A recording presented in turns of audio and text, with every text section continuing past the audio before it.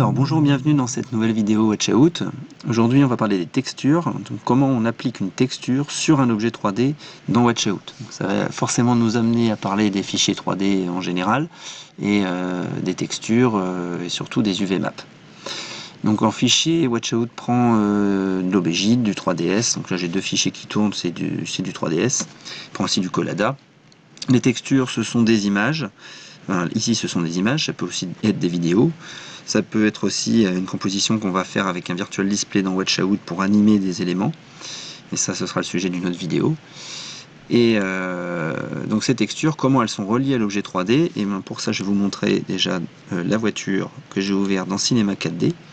On va bien voir que c'est un fichier assez léger, composé de vecteurs, donc on voit plein de polygones, et sont déterminés ici des surfaces qui vont être des surfaces où on va appliquer des textures.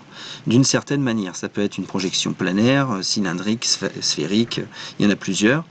Donc si par exemple, voilà, je vais vous montrer un petit schéma, j'utilise une sphère, c'est assez facile à comprendre, je vais prendre une texture de map de la planète Terre, et je vais venir la mapper sur ma sphère, je vais le mettre en mode sphère pour voir si ça raccorde bien, après j'ai des petits outils d'ajustement, et après j'exporte mon objet 3D qui contient ces coordonnées là, donc des coordonnées de l'objet en soi, plus les coordonnées UV, donc des pixels, du placement des pixels sur mon objet.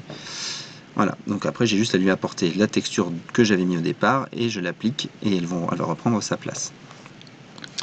Donc c'est ce qu'on va faire, on va importer un objet 3D et on va voir déjà un peu ce qui se passe.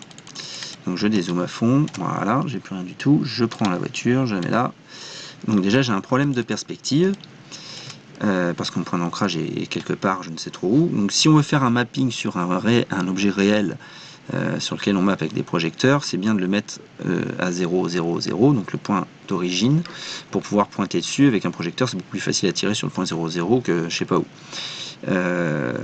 Par contre, si vous voulez faire passer devant un display la voiture de gauche à droite, c'est ce qu'on fera plus tard, là le point d'ancrage vous le mettez où vous voulez, mais il faut de toute manière virer la perspective, donc c'est dans preview perspective, voilà, ça mérite de mettre l'objet à plat pour mieux comprendre ce qu'on va faire et surtout où est-ce qu'on va poser les textures. Je vais aussi lui mettre un raccourci, un petit effet de rotation pour qu'on voit un peu mieux la voiture, et on va rentrer un peu dans les options. Alors, le point d'ancrage, justement, on voit qu'il était, on ne voit plus, mais il est ici, voilà. Il correspond au centre de la voiture, on dirait. Parce que dans les options de l'objet 3D, justement, d'origine, de base, le point d'ancrage se fixe là où il a été déterminé dans le logiciel 3D. Si je retourne dans Cinema 4D, on voit que le point d'ancrage il est en bas au milieu de la voiture.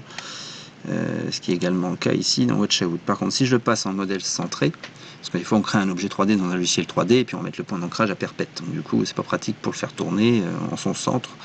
Donc c'est beaucoup plus simple de cliquer là-dessus et là il passe au centre. Ensuite, je vais aller le mettre ici comme dans n'importe quel média à 0, 0, 0, 0. Je le mets juste au point d'origine. Et voilà. Il y a aussi des options de scale. Alors scale, c'est un peu bizarre de parler de taille puisque ce sont des vecteurs, mais il ne faut pas oublier que si on projette par exemple avec un projecteur sur le flanc de la voiture, ou s'il en faut plusieurs parce que les gens se rapprochent et que le pitch est trop gros, si vous avez un projecteur, mettons en 1920, ce serait bien de prévoir une texture qui va être autour de 2000 pixels. Voilà. On ne peut pas donner le nombre de pixels exact, la résolution exacte, parce qu'on est sur un objet en volume, mais on essaye d'être un petit peu plus haut que la résolution globale des projecteurs. Donc tout ça, ça se trouve ici. Si je vais dans les options du média, allez, options du média, voilà. Alors j'ai un scale to, et là je choisis de agrandir mon objet 3D pour que après je lui mette des textures qui correspondent à la taille que j'ai mis là, évidemment. Donc là, ça va le grossir considérablement, mais vu que c'est du vectoriel, on ne perdra pas en qualité. D'ailleurs, je vais vous expliquer ce que c'est que ces couleurs. On va rester en 1000, voilà. Alors justement, quand on importe un fichier 3D, en fonction de ce qui a été fait dans le logiciel 3D, donc là on le voit bien, je vais me retrouver avec différentes couleurs que Watchout va attribuer aux surfaces sur lesquelles ont été déterminés les placements de textures. Donc pour les poser, c'est très simple. Je vais d'abord sélectionner mon objet. Donc j'ai mon cadre orange avec le point d'ancrage qui apparaît, sinon ça marche pas. Je vais juste déposer une image sur un layer. L'erreur qu'on fait souvent, regardez, je vais le faire d'ailleurs, hop, je vais le placer sur les roues, et là, pouf, j'ai une image qui apparaît, non, ça va pas du tout. Donc on sélectionne l'objet, on va lui mettre une texture par exemple ici. Donc là, cet objet, je le sais, puisque je l'ai analysé un petit peu, il y a 3 surfaces de projection. Il y a une surface sur les roues, qui est une projection planaire de chaque côté, une projection sur la carrosserie extérieure et à l'intérieur aussi. Je vais mettre aussi à l'intérieur. Donc ce qu'on va voir maintenant, c'est une fois que j'ai mis ces textures, on va les voir apparaître dans l'objet texture déjà. On voit que j'ai mis 2 textures qui s'appellent carte texture. Je vais mettre les roues aussi d'ailleurs. Hop, et là je retourne dans mon onglet, je vais retrouver mes textures. Voilà. Ensuite j'ai une option ici qui permet de voir, alors ça c'est une option vraiment purement 3D, la surface extérieure de ma texture, l'intérieur seulement ou les deux.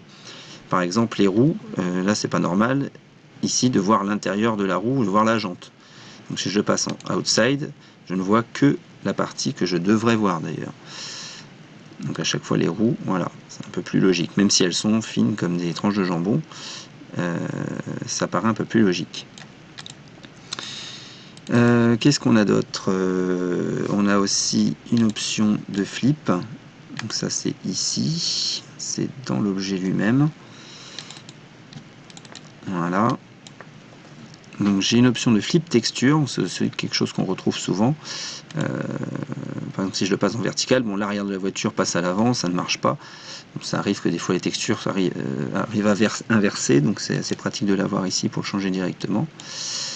Et puis il y avait encore autre chose, voilà, c'est l'extension. Alors ça pareil, si ça a été déterminé dans l'objet 3D, une fois quand il a été créé, comment on appliquait les textures dans le logiciel, on peut choisir d'appliquer une texture side by side, c'est-à-dire qu'il va les mettre les unes à côté des autres si elle est trop petite, ou de les répéter en miroir, ou de les tirer tout simplement. Donc là, vu que il n'y a rien qui a été déterminé, ça ne change rien du tout sur mon objet. Bon et ben voilà, on a fait le tour un petit peu des textures et des objets 3D. On verra la prochaine fois comment on peut s'amuser un peu avec tout ça. Et en attendant, je vous dis à bientôt pour une prochaine vidéo.